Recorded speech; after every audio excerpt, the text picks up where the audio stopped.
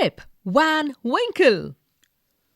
This story is about Rip Van Winkle, a good-natured but lazy man who goes away into the hills and falls asleep.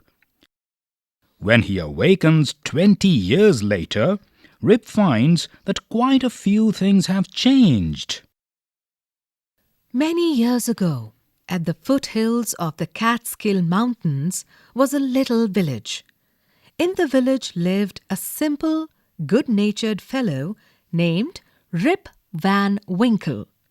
He was a kind neighbor, ready to help anyone. Everyone in the village liked him.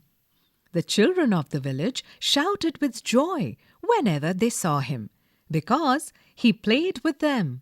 He taught them to fly kites and shoot marbles, and told them long stories. The only problem with Rip was that he was very lazy. He did no work on his own farm and just idled away his time.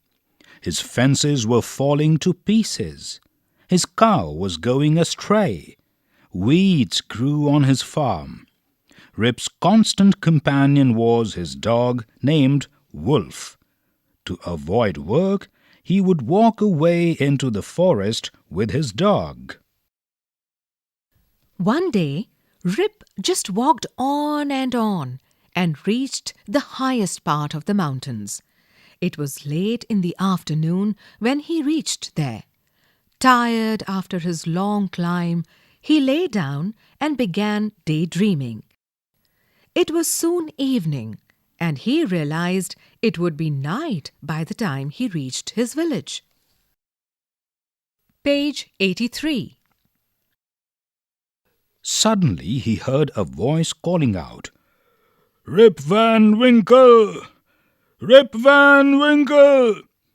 He looked around and saw a short old man with thick hair and a grizzled beard walking towards him with a barrel. He made signs to help him carry the barrel. Rip hurried to help the stranger, who caught his hand tightly. Together they reached a place where there were some more odd-looking men playing ninepins. They were all dressed the same way, and all of them had beards of various shapes and colors.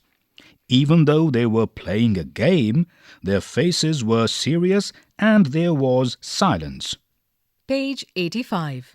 The only sound was the noise of the balls, which echoed in the mountains like thunder. As Rip and his companion reached them, they stopped playing and stared at Rip with a fixed gaze. Rip was really frightened. His companion emptied the contents of the barrel into glasses and made Rip drink it. Rip obeyed, as he was trembling with fear. Since he was thirsty, he drank a few more glasses and slowly fell into a deep sleep. On waking up, he found that he was at the place where he had first met the old man. He rubbed his eyes. It was a bright, sunny morning. "Surely I have not slept here all night," thought Rip. He looked around for Wolf, but he was nowhere. Rip whistled for him. "Wolf! Wolf!" he then shouted. No dog was to be seen. "Where has this dog gone?" he muttered to himself.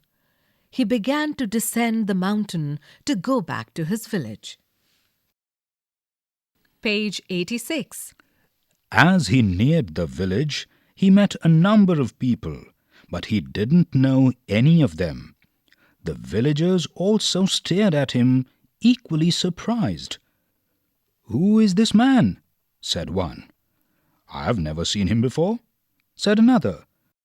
"Look at his long white beard and his wrinkled face." On hearing this, Rip stroked his chin, and to his astonishment, he found his beard had grown a foot long, and it was all white. An old woman walked up to him and looked at his face for a moment. Then she exclaimed, "It is Rip Van Winkle! Welcome home again, old neighbour! Where have you been these 20 long years?"